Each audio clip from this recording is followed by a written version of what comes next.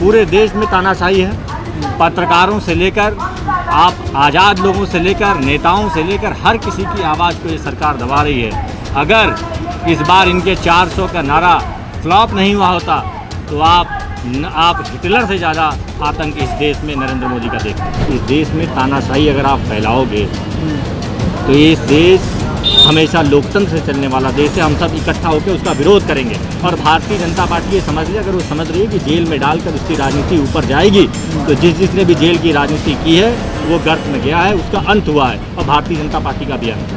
Bharatiya Janata party किस तरीके से पूरे देश में नफरत की राजनीति कर रही है, लोगों को बांटने की राजनीति कर रही है, नेम प्लेट लगाने की राजनीति कर रही है। भारतीय जनता पार्टी को मुसलमानों से और दलितों से बहुत ज़्यादा दिक्कत है और इसलिए पूरे समाज को बांट रहे हैं, पूरे नेम प्लेट की राजनीति कर रहे हैं। आम आदमी पार्टी और इंडिया अलायंस देश में को जोड़ने की राजनीति करता है, तोड़ने की राजनीति नहीं करता है। अखिलेश यादव जी ने कैसे कहा कि हम संघर्षों से निकले हुए लोग हैं और संघर्ष करते रहेंगे।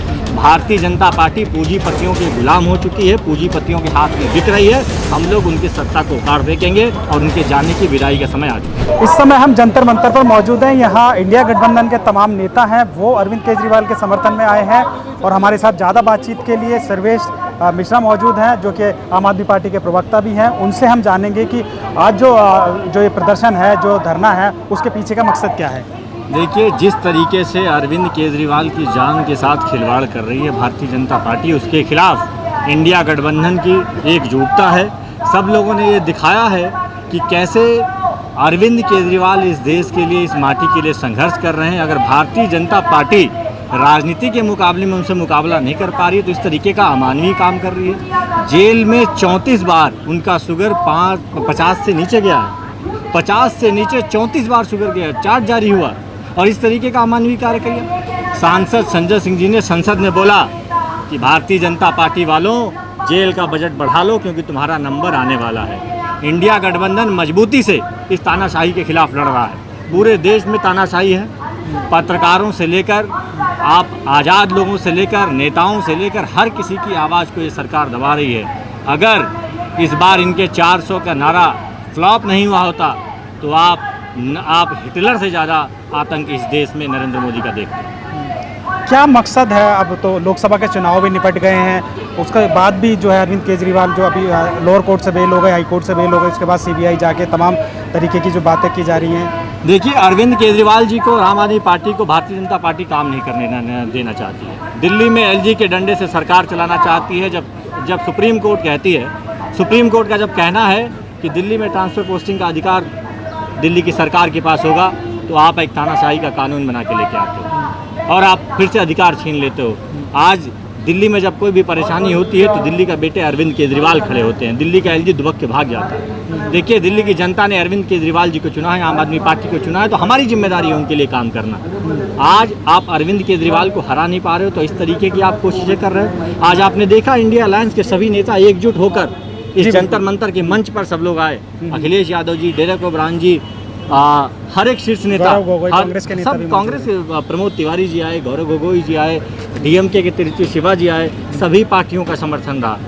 सीपीआईएम के नेता है, सब उसके बाद उन्होंने एक संदेश दिया है और ये कहा है कि देखिए, इस देश में तानाशाही अगर आप फैलाओगे तो ये इस देश हमेशा लोकतंत्र से चलने वाला देश है। हम सब इकट्ठा होकर उसका विरोध करेंगे। और भारतीय जनता पार्टी ये समझ ली, अगर वो समझ रही है कि जेल में डालकर उसकी राजनीति ऊपर जाएगी तो जिसने भी जेल की राजनीति की है वो गर्त में गया है, उसका अंत हुआ है और भारतीय जनता पार्टी का भी अंत हुआ।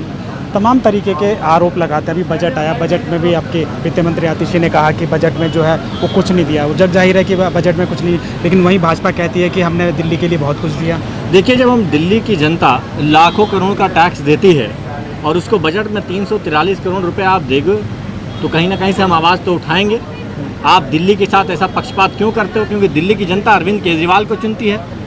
आपके सात सांसद हैं, सातों सांसद कहाँ बिल में घुसे रहते हैं पता ही नहीं चलता है। वो पता ही नहीं चलता कि सातों सांसद यहाँ से जीतने के बाद कहाँ जाते हैं। उनको दिल्ली की जनता से कोई लेना देना नहीं है। अरविंद केजरीवाल जी को दिल्ली की जनता ने चुना, हम दिल्ली की जनता के लिए जवाबदेह हैं। आपने देखा भारतीय जनता पार्टी किस तरीके से पूरे देश में नफरत की राजनीति कर रही है, लोगों को बांटने की राजनीति कर रही है, नेम प्लेट लगाने की राजनीति कर रही है। भारतीय जनता पार्टी को मुसलमानों से और दलितों से बहुत ज़्यादा दिक्कत है। मुसलमानों, दलितों और पिछड़ों से बहुत ज़्यादा दिक्कत उनको है और इसलिए पूरे समाज को बांट रहे हैं, पूरे नेम प्लेट की राजनीति कर रहे हैं। आम आदमी पार्टी और इंडिया अलायंस देश में को जोड़ने की राजनीति करता है, तोड़ने की राजनीति नहीं करता है। भारतीय जनता पार्टी को ये समझना पड़ेगा कि हमारे हिंदुस्तान की बुनियाद मोहब्बत की बुनियाद पे बनी हुई है। अगर आप हमारे लोकतंत्र की, हमारे देश की बुनियाद से छेड़छाड़ करेंगे तो जैसे इस बार आपको जनता ने सबक सिखाया है, इससे भी बुरा सबक सिखाएंगे और आपको जहां से आप आए हैं वहीं लौटा के भेज देंगे। अगर हम बात करें, कल राहुल गांधी ने जो है बजट पे बहुत सारी बातें रखी अपनी, और उसके साथ साथ उन्होंने ये भी कहा, खुद हमने भी सुना कि इंडिया गठबंधन के सहयोगी हैं वो भी जेल में हैं। उन्होंने बाकायदा अपनी स्पीच में इसका जिक्र किया, तो इसको लेकर आप क्या कहेंगे? देखिए, राहुल गांधी जी हमेशा से अरविंद केजरीवाल जी की अवैध गिरफ्तारी के खिलाफ आवाज़ उठाते रहे। आज गोगोई साहब आए थे, उन्होंने भी आवाज़ उठाई। उन्होंने कहा कि अवैध गिरफ्तारी है, ये गिरफ्तारी एकदम कानूनी रूप से अवैध है। किस तरीके से ईडी ने उनको उस केस में बरी किया, और पहली बार इस देश में हुआ कि कोई आदेश आने से पहले उस आदेश पर स्टे लगा दिया गया। पूरे देश ने देखा कि किस तरीके की तानाशाही चल रही है। अरविंद केजरीवाल एक उभरते हुए देश के मजबूत नेता हैं, जो कहते हैं वो करते हैं, वादे से ज़्यादा काम करते हैं, इसलिए आपको डर लगा हुआ है।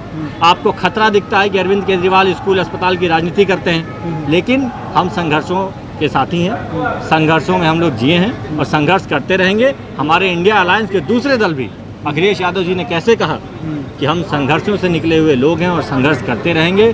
भारतीय जनता पार्टी पूंजीपतियों के गुलाम हो चुकी है, पूंजीपतियों के हाथ में बिक रही है। हम लोग उनकी सत्ता को उखाड़ फेंकेंगे और उनके जाने की विदाई का समय आ चुका है। संजय सिंह ने जो राज्यसभा में कहा कि जेल का बजट बढ़ा लीजिए, उसके पीछे का क्या उनका? उन्होंने साफ तौर पर कहा है कि भारतीय जनता पार्टी वालों, जेल का बजट बढ़ा लो, क्योंकि तुम जेल में डाल के राजनीति की रोटियां सेक रहे हो, तो तुम सबको जेल में जाना है, तुम्हारा वक्त आ गया है। और अगर इस ईडी और सीबीआई का सही इस्तेमाल करना आपने शुरू कर दिया तो भारतीय जनता पार्टी के आधे से ज़्यादा नेता जेल में होंगे। मतलब हमारे नेताओं ने तो कह दिया है कि घंटे भर के लिए इनको ईडी और सीबीआई दे दीजिए, ये बैठे हुए इनके आका जो हैं उनको जेल में डाल देंगे। आज पूरे देश को बेचने का काम कर रहे हैं। आज पूरे देश में पूंजीपतियों का बोलबाला है। हालात ये हो गए हैं, गरीब आदमी जूझ रहा है, बेरोजगारी चरम पर आ चुकी है। रोजगार के नाम पे कुछ नहीं, पेपर पे पेपर लीक हुए जा रहे हैं। और आज देश की सरकार क्या कर रही है? युवाओं को जवाब देने से भी मना कर दिया है, रोजगार के आंकड़े देने से भी मना कर दिया है। जब इनके आंकड़े इतने शर्मनाक आते हैं कि इन्होंने आंकड़े छुपाने शुरू कर दिए हैं। राज्यसभा से लेकर लोकसभा तक में सरकार आंकड़ा देती है कि मैं 2014 से लेकर 2022 तक 7.5 लाख लोगों को नौकरियां दी। जो आप 2 करोड़ रोजगार की बात करते थे प्रतिवर्ष में, आपके आंकड़े ये आए कि आप 7 साल में 7.5 लाख नौकरियां दे रहे हैं। उसके बाद कोई जवाब नहीं है आपके पास। आप इस देश को 5 ट्रिलियन इकोनॉमी की बात करते हो, आप कहते हो, और लोगों की आप पर कैपिटा इनकम देखिए तो क्या हालत है, गांव की दुर्दशा देखिए तो क्या हालत है। आप इस रूरल इंडिया और अधिकतर भारत में चले जाइए तो लोगों को एक्सरे कराने की मशीनें तो उपलब्ध नहीं है, सामान्य चीज़ें उपलब्ध नहीं हैं। नरेंद्र मोदी पूंजीपतियों के हाथ में गुलाम है। ये भारतीय जनता पार्टी पूंजीपतियों के द्वारा चलाई जाती है। इस देश के आम आदमी को सत्ता का जो हक है वो मिलेगा, और ये इनकी जब विदाई होगी तो देश में आप देखेंगे कि किस तरीके का एक बेहतरीन सुशासन आता है। जो इस समय का जो माहौल है, आपने नेम प्लेट की बात की, बहुत सारी बात की, उत्तर प्रदेश में एक नए कानून की बात हो रही है, उसको लेकर आप क्या कहेंगे? देखिए, पूरी तरीके से नरेंद्र मोदी जी हों, अमित शाह हों, उनके इशारे पर उत्तर प्रदेश में अफरा तफरी फैलाई जा रही है। इनके अपने प्यादे छोड़े जा रहे हैं और ये कही जा रही है कि आप राजनीतिक अस्थिरता पैदा करो, और उसमें इनकी नफरत की जो राजनीति है, उस नफरत की राजनीति को ये लोग बढ़ा रहे हैं। उत्तर प्रदेश के हालात ये हैं कि आप क्राइम रेट जब देख लीजिए तो क्या हालात हो रहे हैं। कल प्रतापगढ़ में एक महिला को गांव में कालिख पोती गई, चप्पल उसके ऊपर पहनाया गया, और सरेआम गांव के सामने इस तरीके की घटनाएं प्रतापगढ़ में हुई। अलग अलग दिनों पे कैसी कैसी घटनाएं हो रही हैं, अगर जिक्र करेंगे तो मानवीयता को शर्मसार होना पड़ेगा। उत्तर प्रदेश में जिस तरीके की नीतियां सरकार लेकर आ रही है, अगर आप समझिए इस देश का सबसे बड़ा प्रदेश है, दुनिया का 5वें बड़ा देश हो सकता है, अगर उसमें ऐसी नीतियां भारतीय जनता पार्टी की हैं तो किस तरीके का विकास होगा। इनके नेता खुलेआम लड़े पड़े हैं, इनके नेताओं को ऊपर से लड़वाया जा रहा है। राम मंदिर के नाम पे भयंकर चोरी की जा रही है। उस राम मंदिर को जिसने पूरी दुनिया ने सराहा, पूरी दुनिया गई, आज अभी 6 महीने नहीं हुए उसकी सड़कें धंस गई, राम मंदिर की छत से पानी चूने लगा, वहाँ की ज़मीनों में इतना बड़ा भ्रष्टाचार आपने कर दिया। आप सोचिए, ये भारतीय जनता पार्टी चंदा चोरों की पार्टी है। ये चंदा दो धंधा लो का काम करती है। इस भारतीय जनता पार्टी को समझ लेना पड़ेगा कि तुम माफ़ीनामे वाले लोग हो, तुम माफ़ी मांगो। इस देश से नफरत करने वाले लोग हो, इस देश के लिए खड़े होने वाले लोग नहीं हो। तुम्हारा वक्त आगे आ जाने का, इनकी विदाई हम लोग करेंगे। 6 महीने बाद दिल्ली में चुनाव हैं और तमाम तरीके के आरोप लग रहे हैं, आप लोग लगाते रहे हैं कि एलजी हमें काम नहीं करने देती। अभी राजेंद्र नगर, ओल्ड राजेंद्र नगर वाला जो हादसा हुआ, उसमें भाजपा का आरोप है कि दिल्ली सरकार के जो है, दिल्ली सरकार की मिली भगत अधिकारियों के साथ है, वो सब सारी है, वो कार्रवाई नहीं कर रहे हैं। इसको लेकर आप क्या कहेंगे? क्या ये राजनीति हो रही है इस पर? देखिए, संसद के अंदर हमारी पार्टी ने आज प्रदर्शन किया और ये कहा कि कोचिंग के लिए आप एक नीति बनाइए। आप ये कोचिंग आज के नहीं चल रहे, 15-20 साल से चल रहे हैं और बहुत ढेर सारी संख्या में चल रहे हैं। तो आप इनके लिए नीति बनाइए, कोई एक रेगुलेशन बनाइए और तय करिए कि किस तरीके के काम होंगे। जिस बिल्डिंग की आप बात कर रहे हैं, वहाँ उसका भी सर्टिफिकेट भारतीय जनता पार्टी के समय में कंप्लीशन सर्टिफिकेट दिया गया है। तो आपको देखना पड़ेगा किस तरीके से हमारे मंत्री सौरभ भारद्वाज जी की वीडियो आई। उस वीडियो में वो क्या कह रहे हैं उस IAS अधिकारी से, अंबरसू जो अधिकारी, उनसे कह रहे हैं कि आप नालों की सफाई क्यों नहीं करा रहे हैं? 1 साल से मैं आपको लेटर लिख रहा हूँ, आप क्यों नहीं कोई काम कर रहे हैं? आप चलिए आज भी साइट विजिट करने चलते हैं। 4 बजे चलें, वो कहते हैं समय नहीं है। 5 बजे चलें, वो कहते हैं समय नहीं है। 6 बजे चलें, वो कहते हैं समय नहीं है। वो कहते हैं कल चल लें, वो कह रहे हैं मैं देख के बताऊंगा मामला जरूरी है कि नहीं। हमारे मंत्री जो कहते हैं कि मेरे पास 100 काम है लेकिन फिर भी मैं चल सकता हूँ, आप बताइए आपको कब समय है। तो कहते हैं मैं आपको बताऊँगा। और ये LG के इशारे पे, भारतीय जनता पार्टी के इशारे पे ये अधिकारी काम नहीं कर रहे। आपने पूरे देश में देखा कैसे डिसिल्टिंग को रोक दे रहे हैं, कैसे डिसिल्टिंग नहीं कर रहे हैं। दिल्ली के लोगों के काम कैसे रुकें, अरविंद केजरीवाल जी के काम कैसे रोके जाएं, यही भारतीय जनता पार्टी की नीति है। लेकिन देखिए, अरविंद केजरीवाल जी को आपने जाना है कि कैसे उस संघर्षों से, इस सीमापुरी की झुग्गियों से आज इस देश के एक बड़े नेता के तौर पे, दुनिया के बड़े नेता के तौर पे स्थापित है। वो व्यक्ति कभी हारने वाले नहीं हैं। उनकी, अरविंद केजरीवाल जी की जो फौज है, जो सेना है, वो भी हारने वाले नहीं है। हम लोग मजबूती से अरविंद केजरीवाल जी के विजन के लिए संघर्ष करते रहेंगे। जी, बहुत बहुत शुक्रिया। तो सर्वेश मिश्रा थे, आम आदमी पार्टी के प्रवक्ता थे। इन्होंने तमाम तरीके की बातें रखी। आज जंतर मंतर पर जो इंडिया गठबंधन का एक बड़ा प्रदर्शन चल रहा है, जिसमें अखिलेश यादव से लेकर डेरेक ओब्रायन और कांग्रेस के वरिष्ठ नेता प्रमोद तिवारी और गौरव गौगव सहित कई नेता मौजूद है। AIADMK के नेता मौजूद हैं, CPI के नेता मौजूद है, CPIM के नेता मौजूद हैं, पंजाब के मुख्यमंत्री भगवंत मान मौजूद हैं।